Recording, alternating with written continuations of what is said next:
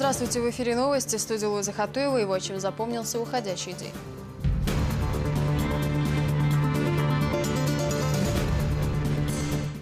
Укрепить экономические и культурные связи. Чеченско-арабские отношения со странами Персидского залива очень важны. В Арабских Эмиратах встретили делегацию из Чечни. Трагедия, которая начиналась как свадьба.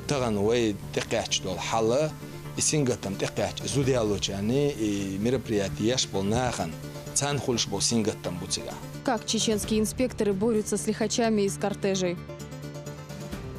Покорить горные вершины. Как проходят испытания активисты молодежного движения «Ахмат».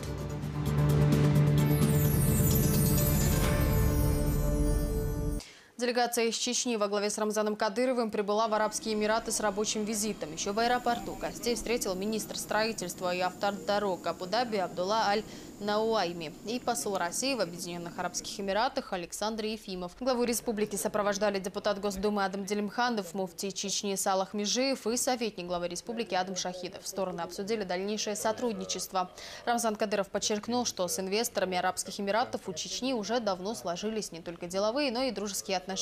В Грозном строится ряд социальных объектов, в строительство которых арабские бизнесмены вложили свои средства. Рамзан Кадыров добавил, что в Чечне создаются все условия для инвесторов. Глава республики выразил надежду, что и эта встреча станет плодотворной для развития экономики Чечни.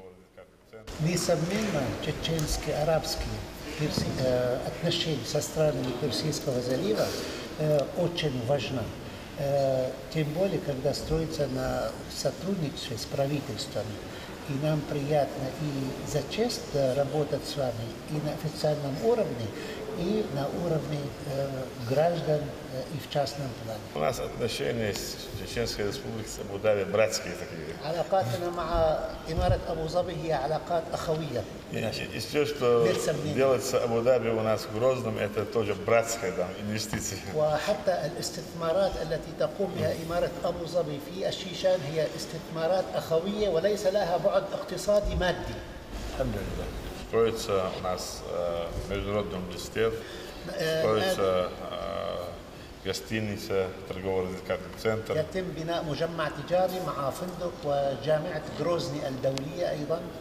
Мы очень надеемся, что эмиратовцы сыграют большую роль в возвращении Чеченской Республики в передовую республику и в экономике, и в промышленности. Рамзан Кадыров пригласил Александра Лукашенко в Чеченскую Республику. Также Кадыров заявил, что в ближайшее время собирается совершить официальный визит в Белоруссию. Отмечу, интервью Рамзана Кадырова транслировалось в программе Белорусского агентства теленовостей «Главный эфир». Напомню, ранее на состоявшейся в Минске пресс-конференции для российских и региональных СМИ Лукашенко выразил сожаление по поводу ранее запланированных, но так и не состоявшихся визитах Рамзана Кадырова. Кроме того, белорусский лидер заявил, что готов изучить экономические возможности Чечни и направить в регион специалистов в тех областях, по которым нужно наладить двустороннее сотрудничество. Глава региона в своем интервью отметил успехи Белоруссии. Александра Лукашенко любят и уважают не только на родине, но и в России, подытожил он. Мы, как сказал президент Беларуси, 2 раза собирались, нас приглашали, наши специалисты по разным направлениям работали. И, к великому сожалению, у нас не получилось по разным причинам. Я обязательно собираюсь поехать в Беларусь и тогда, когда будет удобно для руководства Беларуси. И действительно надо наладить отношения. Беларусь развивается, строится, и нам есть чему научиться. Я уверен, что в ближайшем будущем мы поедем в командировку и встретимся с руководством. Я и как раньше приглашаю, чтобы Александр Григорьевич приехал в республику, посетил Чеченскую Республику. И это будет для нас очень важно и политически, и экономически, потому что на Кавказе, в России его очень любят, уважают. Александр Григорьевич очень уважаемый человек, не только у себя в стране и в России. Как мы видим, строятся отношения между Россией и Беларусью. и мы видим, как он защищает интерес своего государства, как бы ни старались западные европейские там страны не давить на государство, как бы ни старались они выступать в качестве демократов, защищать там интересы государства Беларуси, народа, но все равно руководство Беларуси показывает, что как они, никто не болеет за народ Беларуси, и за демократию, и за процветание. Поэтому, видя его волевые там решения, его патриотизм, любовь к своему народу, его авторитет, его патриотизм заставляет уважать не только его у себя на родине и за пределом государства. В частности, Чеченской Республики его все любят, уважают. Везде его ждут, и везде его слушают и слышат. Это самое главное. Поэтому мы его и приглашаем.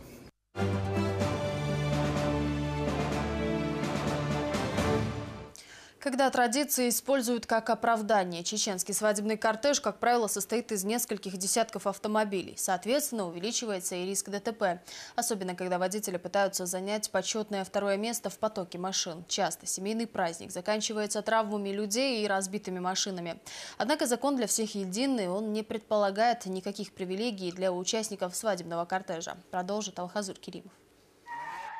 Тюнингованные авто, красивый дрифт и дым из-под колес. На самом деле эффектное зрелище, но это не шоу-площадка, как может показаться на первый взгляд. Улица Грозного. Водители игнорируют дорожную разметку, разделяющие движение. Причем любители, снимающих дорожное хулиганство, ничего не ограждает от опасности. Свадебный кортеж стоит посреди дороги, образовав затор. К счастью, продолжалось это недолго.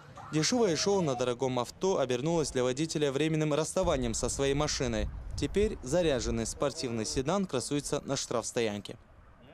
В данном эпизоде никто из участников дорожного движения не пострадал, но данные хулиганские действия могли привести к трагическим последствиям. По поступившей информации, данный водитель был задержан на месте нарушения правил дорожного движения, после чего был доставлен на специализированную штрафстоянку. В отношении него будет составлен административный материал. Кортеж уже давно стал обязательным атрибутом каждой чеченской свадьбы. Однако немало случаев, когда праздник превращался в трагедию по вине автомобилистов. Некоторые водители, стремясь первым приехать за машиной невесты, часто нарушают правила дорожного движения. В результате возникает аварийная ситуация, которая иногда даже заканчивается смертельным исходом.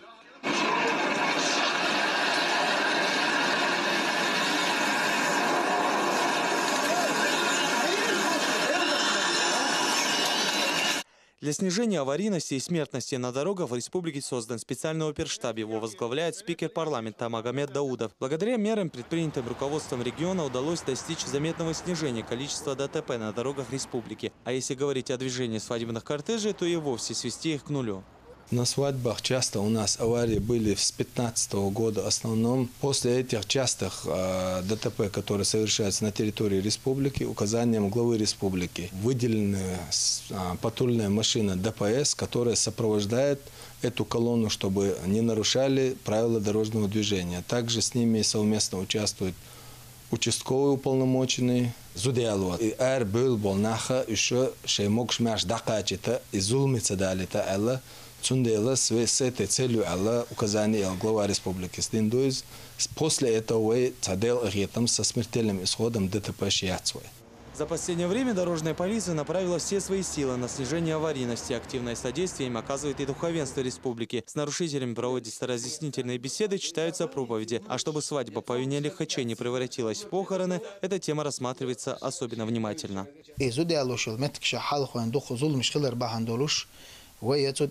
إنزري بوغ بنحيخ مش بنوي تودع دلح تعوج مش رولو سوشة النظام كلها رولشة سنعقوش يقر حق واغية إسا إيمان دوش وسجو النظام دوخ دينزوم دوش متكش دوخ نسلوي دوخش حال عداجة إيوش يتر إيوه رشير شخ كيخر نظام درت صدر وقتن جين شون درت صدر ودريجي كورل تدويت أس سيل مش حلق باخر بهندولش ساجا غيل سخدر بهندولش سارجع كورل خير بهندولشة وش يحرج قط سا نظام دوخ دو سا ظلم دو.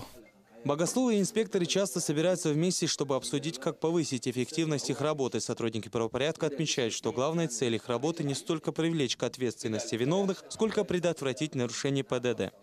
ومخواشك وناخك تان سمو داق شيء زودا يالوش سوادبني وشيء مربرياتي أردول دو ناخ شيء دغمة ديزر يتنو ثاني شو دعدها شو شيء لو زرق شادق نرمالنا تشق تقدر حيرو على سنت عن تجو آراء ولا يا مش يعني شو توحش وين هو رازني شو أوتوماتيك سوى بتش حما الله أوتوماتيك سوى نعبة سوى خير كنول شو توان سوى نعبة وين سوى نتعا رازني تيات السنة تج آراء على جمتها ويش مخواش ستسوين وأبشي من أسيلة ستسوين سوى نعتا واقعها تغن وين تقعش دول حلا السنجتم تقعش زوديالو يعني مربرياتي يشبل ناخن تنخلش بو سنجتم بوتسجا.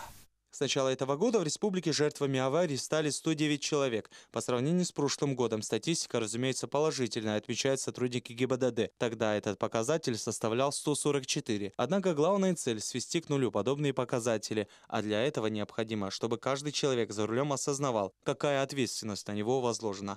Алхазур Керимов, Магомед Ламаркаев, Джамал Хаджалиев. Новости. В Совбезе Чечни прошло семинар-совещание секретарей антитеррористических комиссий муниципальных образований и секретарей рабочих групп. Такие мероприятия проходят 2 раза в год. Задача – отражение недостатков, выявленных в ходе деятельности Совета экономической и общественной безопасности, и их устранение. Также семинар направлен на обучение муниципальных АТК и доведение до них изменений Национальной антитеррористической комиссии.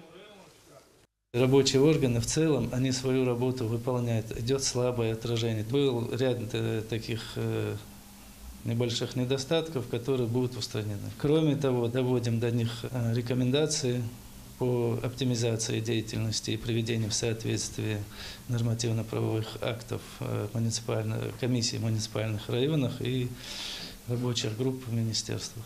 В Грозном прошел форум бизнесменов. Здесь обсудили вопросы правонарушений в сфере предпринимательства и качественное обслуживание клиентов. Организатором встречи выступил отдел по защите прав потребителей совместно со столичной мэрией. Итоги у Луизы Баснукаевой. Обрадовать ребенка привез дед или отец, мать подарок, открывая там просроченная продукция. Я особо хочу обратить ваше внимание на это, чтобы вы, когда вот принимаете вот эти подарки, но не берите без сопроводительной документации. Такой форум, как объясняют организаторы, направлен прежде всего на пресечение нарушений санитарных правил, прав потребления, а также правил продажи отдельных товаров. Собравшимся предпринимателям подробно рассказали о том, какие требования предъявляются каждому виду деятельности.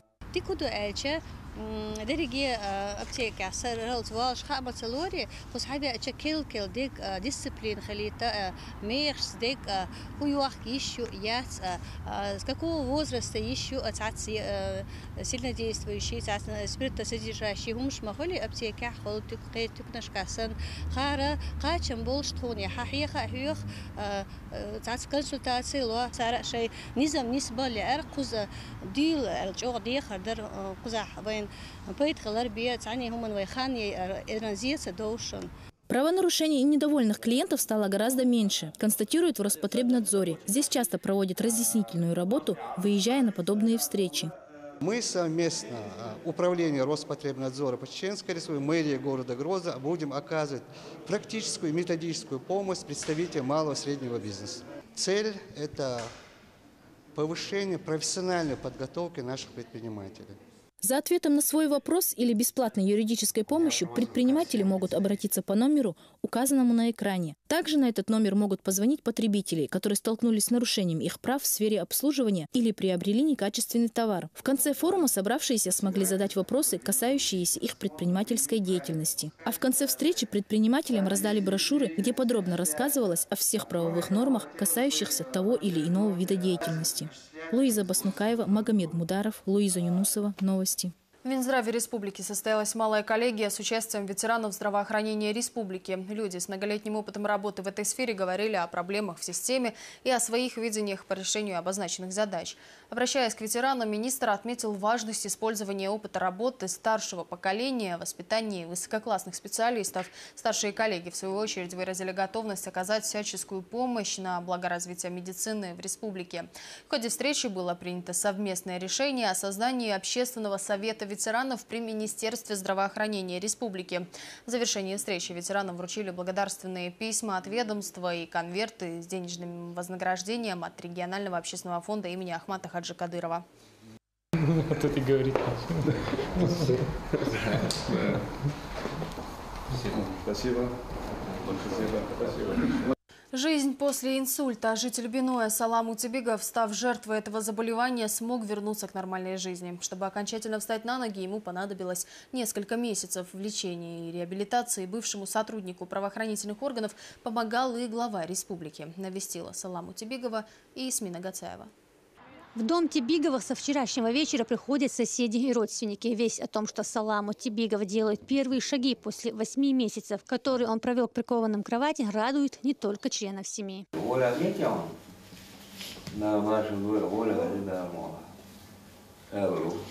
Инсульт настиг Саламу Тибигова на рабочем месте. 15 лет он отдал работе в правоохранительных органах, воспитывая 4 внуков-сирот. В борьбе против терроризма своей жизни отдали 2 его сыновей. Родные считают, что именно эти невосполнимые потери стали причиной инсульта, в результате которого он месяц провел в коме.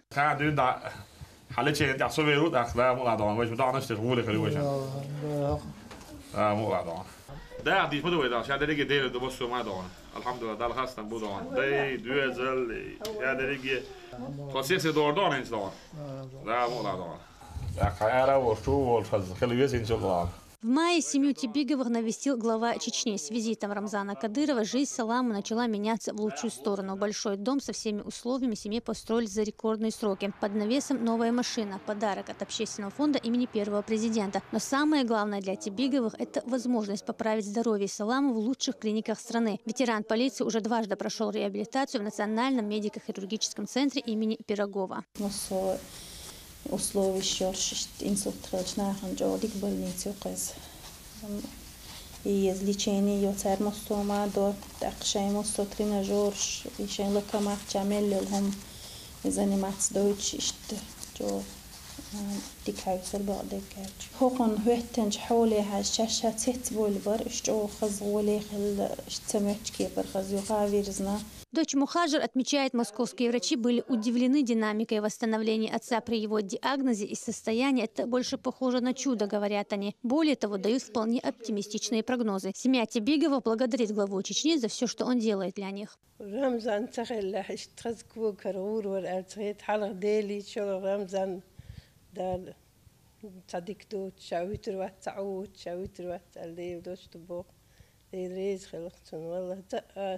هركي بير هركانتو باب أسلام زانين دو عديناهم أوله كان شلامز دي كتير هني أبويشن حدا عنده بني تخلي لوش عشموي هنا ودي الشغل يسشت مصو ومدي توتهم دي ريز خلق.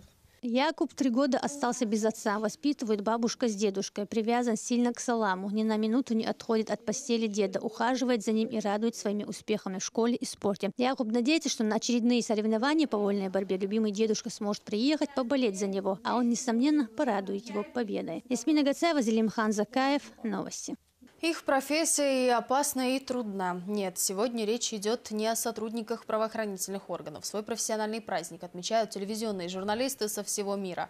Вот уже 20 лет подряд, 21 ноября, празднуется Международный день телевидения. Журналисты всегда оказываются в гуще событий, поднимают самые актуальные проблемы и помогают в их решении. Один день из жизни телевизионщиков в следующем материале. Телеканалу «Грозный» уже 13 лет. Впервые тогда еще ГТР вышел в эфир 23 марта 2003 года, освещая ход референдума. С тех пор изменилось многое, если не сказать все. Благодаря почетному президенту ЧГТРК Рамзану Кадырову у телевидения появились собственные издания, современные павильоны и оснащения, передвижная телевизионная станция, которая позволила транслировать масштабные события в отличном качестве и в режиме реального времени. Телеканал ежегодно налаживает контакты с ведущими телерадиокомпаниями мира и производителями телевизионного оборудования. В их числе партнеры из Японии, Голландии, США и Бразилии. Также мы тесно сотрудничаем и с ведущими федеральными каналами страны.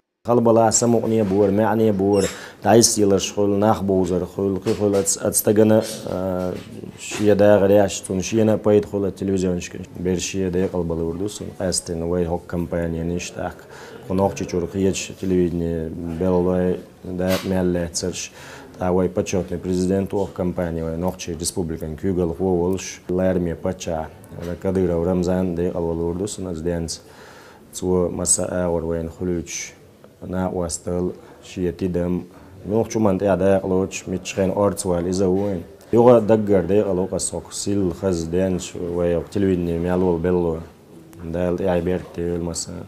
С профессиональным праздником телевизионщиков поздравляют политики, общественники и религиозные деятели. Салах Межиев высоко оценил деятельность телекомпании. По его словам, сегодня в эпоху информационной войны очень важно, чтобы СМИ объективно освещали события, происходящие как в стране, так и за рубежом.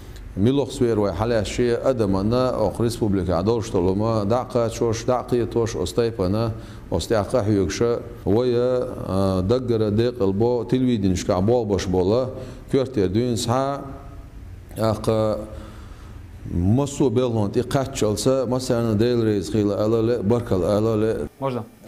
Вообще ядром телевидения считают новости. Я сейчас начну с того, что буду рассказывать, как идет процесс подготовки к информационному выпуску. Вот на момент, когда мы с оператором делали съемки, до начала выпуска оставалось буквально 15-20 минут. Как правило, ведущая в это время сидит уже в студии. Давайте попробуем с ней поговорить. Расскажи зрителю, что ты чувствуешь перед выходом в эфир. Конечно, перед каждым эфиром ты волнуешься, так как на тебе лежит огромная ответственность. Помимо всего прочего, необходимо не только понятно и доступно изложить свою мысль, нужно следить за собой, за выражением своего лица и параллельно слушать указания режиссера и шеф-редактора. И каким бы у тебя ни было настроение, каким бы ни было самочувствие, все это остается за кадром.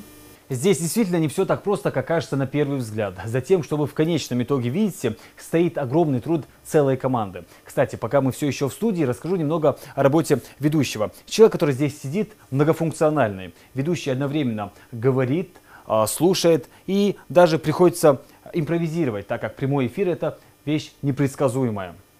Луиза, удачного выпуска, мы пойдем дальше. В режиссерскую, кроме как шеф-редактору, никому не разрешается, но для нас сделали исключение. Вот он, постоянный рабочий собеседник ведущего и тот, кто отвечает за то, что происходит в кадре.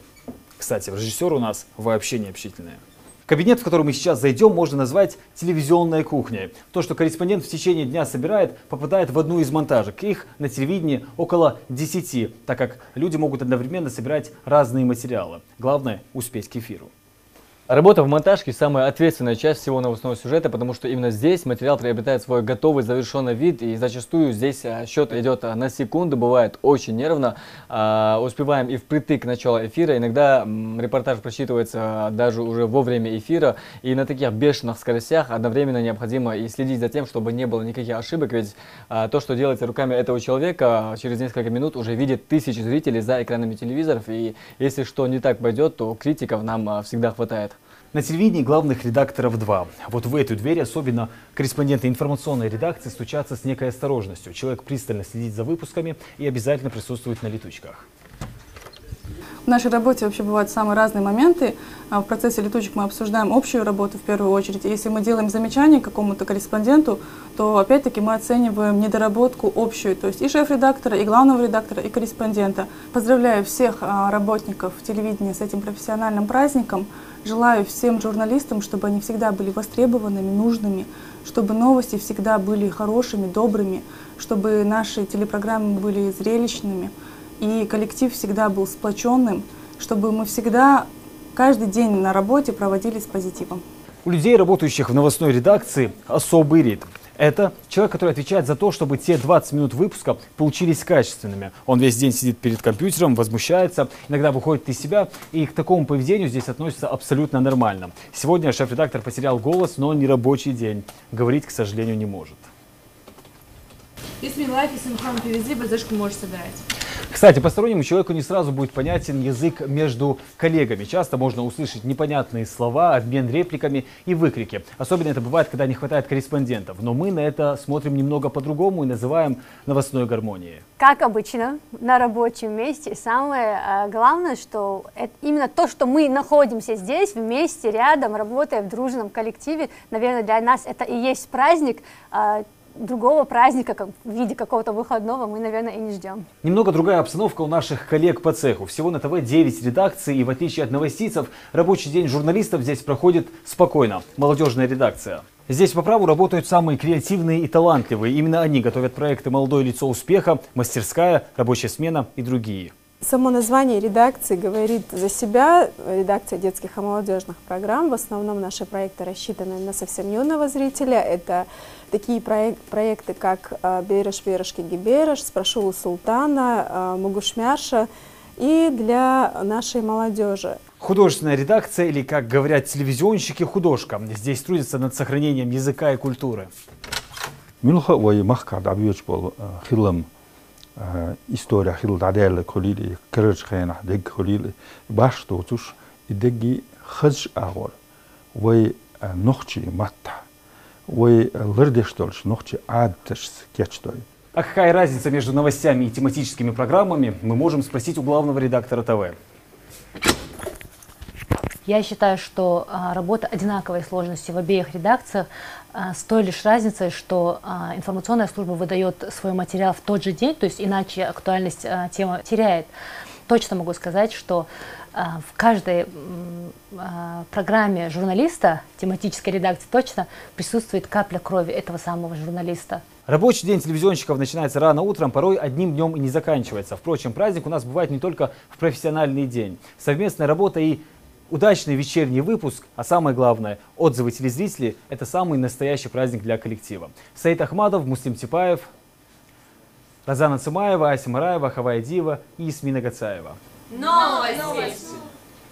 Сообщи, где торгуют смертью. В Чечне стартовал второй этап всероссийской антинаркотической акции. В ее рамках наркополицейские читают лекции практически во всех общеобразовательных учреждениях республики, а также рассказывают о пагубном влиянии наркотиков. Такая встреча прошла и во второй гимназии Грозного. Акция направлена на усиление взаимодействия наркотической службы с населением и повышение уровня доверия граждан к правоохранительным органам. Отмечу, она стартовала 14 ноября и продлится до 25-го.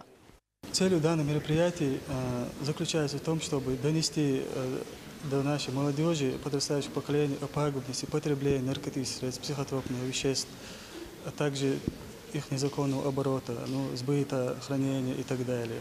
Участники мероприятия подчеркнули, что свидетели фактов незаконного оборота наркотических средств и психотропных веществ незамедлительно должны сообщить о них по специальным телефонам доверия. Активисты общественного патриотического движения «Ахмат» совершили восхождение в Ножоюртовском районе. 14 ребят покорили вершину в более 1000 метров. Таким образом, они прошли посвящение в Совет лидеров молодежного клуба. Помимо испытаний, активистов ждал и культурный отдых. Все подробности у нашего корреспондента. Несмотря на то, что перед молодыми людьми поставлена непростая цель – проделать 6 километров пути по горной местности, это усложняется еще и тем, что каждый из них одет в бронежилет весом 20 килограммов. Надев экипировку, активисты патриотического движения двинулись вперед. Во время остановок ребята отмечают, что в этом испытании самое главное – показать общекомандный дух. С самого начала команда духа, самое главное, нагайтон, расстояние, инсан хал диакчани дружно, я инсан жан вот яшла мола, хал дер дуа, Любуясь изумительной красотой гор Ножоюртовского района, покрытых снегом, команда уверенным шагом идет к своей цели. Ребята регулярно подгоняют себя возгласами «Ахмат-сила! Ахмат-сила!». Из-за тяжелой экипировки часто появляется одышка. Однако для сегодняшних героев это не проблема. У меня настрой очень хороший. Мы сплоченно, так целеустремленно поднимаемся, помогая друг другу. Вот сегодня мои братья, наш состав, которых отобрали 12 человек. Мы сейчас почти уже дошли, уже на пик поднимаемся, как поднять флаг. Вот так. А вот разгрузка, в принципе... Да, на мне данный момент 20 килограмм. Вот такое испытание было. Нам нужно было найти 20 килограмм и 6 километров. Мы уже почти прошли. Да, было очень сложно, когда поднимались, конечно. Такие крутые повороты и подъемы такие тоже крутые. А мороз чувствуете уже? Вначале было холодно, когда уже бронежилеты надели, как уже половину прошли, было очень жарко. И вот финал. Путь протяженностью 6 километров пройден. Возвышенность высотой 1300 метров покорена. Испытание посвящения в Совет лидеров молодежного общественного патриотического движения «Ахмат» завершено.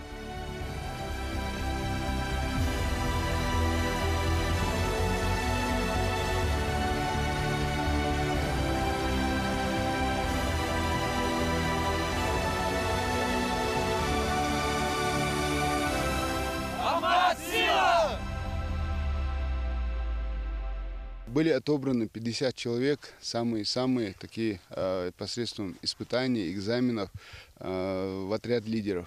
И в этом уже отряде лидеров был определен совет отряда лидеров молодежного движения «Ахмат».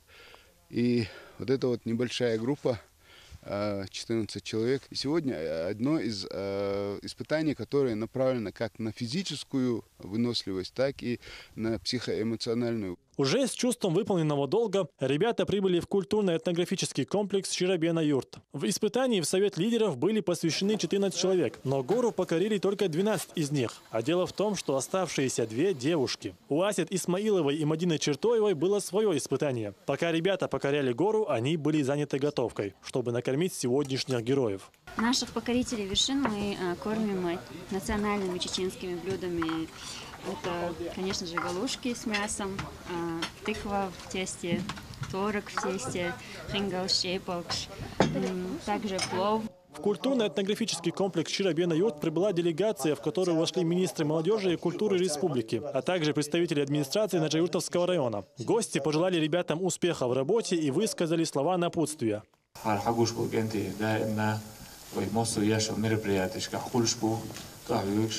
خلونا أتونا مصو أول ونوشي جودا لوجبو سندر وحقار شيء بريميريا غيرتر قبول كبير هوش دخلوشنا مثل يتا تاكا ويسلتون أحمد تاكا هوري ونعيلا أحمد دجينشو باكلاش دوكو كبير هواي خربوا الله يتسون تيو وشيجا دوكور حال غلق غزدينغل نوشي الله هوش ولويشو خيجان دخلوشنا تحية خديشو دونا أقوي تعمل سانقي ترى لا تعبير كتير. أربعة رمضان حج كيجيشنا عندي دائما يق أكثر في يشيك. مصر بالخ وتورتي قتدم تبغى ترتي بالخ كدل أول شكاودين تعش مصير غيرش جليشنا بتورط سنخ وصلوا وشتى حق جمع قحية قلوب شوالجن دغير شوالجنا مصر أول أكتر يشبو. داتسريد результат. Цацтолгуман собрие волш, таха шугар халг, ша хюкстол, канах ша лилвоч, ша и тиш хлювиз, ша и веш хлювиз. Коллектив художественной самодеятельности Наджаюртовского районного дома культуры подготовили концертную программу, которая перешла в Лоузер.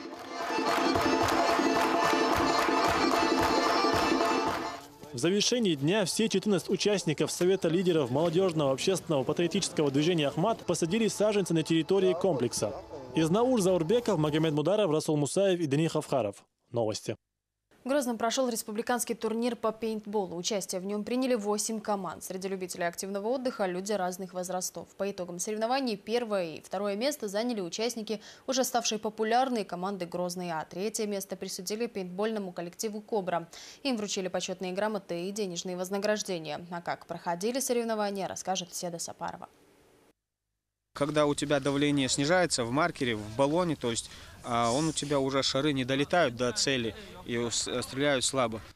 Самостоятельно заправлять оружие, или, как здесь принято говорить, маркер – его принципиальная позиция. О нем Рахим Саламов, кажется, знает все и закрытыми глазами выберет из 1000. Себя он называет не просто любителем пейнтбола. Сыграв однажды, он вот уже 10 лет на вопрос «Как проведешь выходные?» смело отвечает «Буду играть в пейнтбол». К концу рабочей недели ты можешь здесь разгрузиться, снять свой стресс, побегать по полю. Ты попадаешь, тебя попадают. То есть это куча драйва. Здесь все как на настоящем поле боя. У каждой команды свой капитан, собственная тактика, стиль и серьезный боевой настрой. Звание «Лучший» оспаривают 8 команд. И каждая выходит на поле побеждать.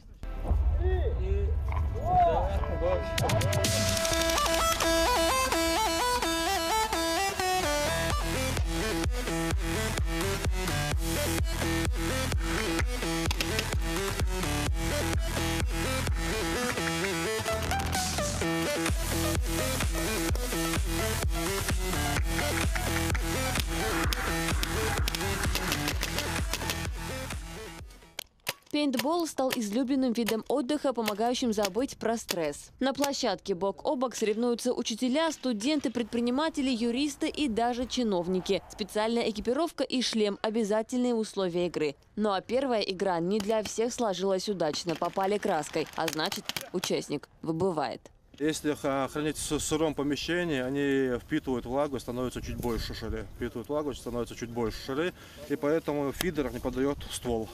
И особенно, когда об этом узнает противник, что у тебя застрял шар в маркере, то это все, он на тебя бежит с радостью. На первой же игре я проиграл, а проиграл я из-за того, что техника меня подвела. Тут такая шарик у меня застрял. Сейчас будем вытаскивать и будем начинать все сначала. Эта игра для него уже давно превратилась в неотъемлемую часть повседневной жизни. Бекхан Газаматов – самый взрослый участник турнира. В свои 47 он не то что не уступает, он превосходит многих молодых соперников. В основном вся молодежь, и я тут один такой. Вот. Как-то меня друзья попросили там поинтересоваться, как что пришел, и все, я застрял тут уже года 5 уже. И как все обзывают меня стариком, но я никак не могу от этого отойти уже. Каждое воскресенье я тут. Первым прихожу, последним ухожу. Здесь много решает сложность команды и правильно выбранная тактика. Самый опытный здесь клуб «Грозный». Уже несколько лет именно его участники выигрывают межрегиональные соревнования. Однако дальше любительского уровня команде пока не удается выйти из-за отсутствия средств.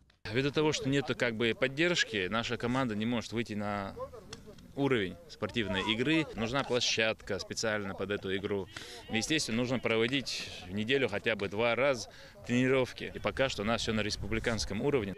По итогам почти 3-часовых боев победителем стал клуб «Грозный», который и получил главную награду – кубок. Это как раз тот случай, когда главное не победа, а участие. Ведь удовольствие от динамичной игры получают все ее участники. Седа Сапарова, Муслим Типаев и Дани Хавхаров. Новости. В аэропорту встретили триумфаторов первенства России по греко-римской борьбе среди юношей, который проходил с 16 по 20 ноября. 18 спортсменов отстаивали честь Чеченской Республики. Из них 2 стали золотыми медалистами. В весовой категории до 32 килограммов чемпионом стал Асламбек Исаков, а в весе до 42 килограммов Ислам Алиев. В этой категории весь пьедестал заняли представители чеченской команды. Всего же из Татарстана подопечные Пайзулла Умарова и Григория Даниэляна привезли 2 золотые, 2 серебряные и 4 бронзовые медали. Нам доверил глава Чеченской Республики подготовить, чтобы мы потом эти юноши отдали молодежную команду, потом отдали взрослую команду. Конечно, над этим мы работаем, поколение есть. Вы видите результат, который сегодня мы приехали. Это прекрасный результат.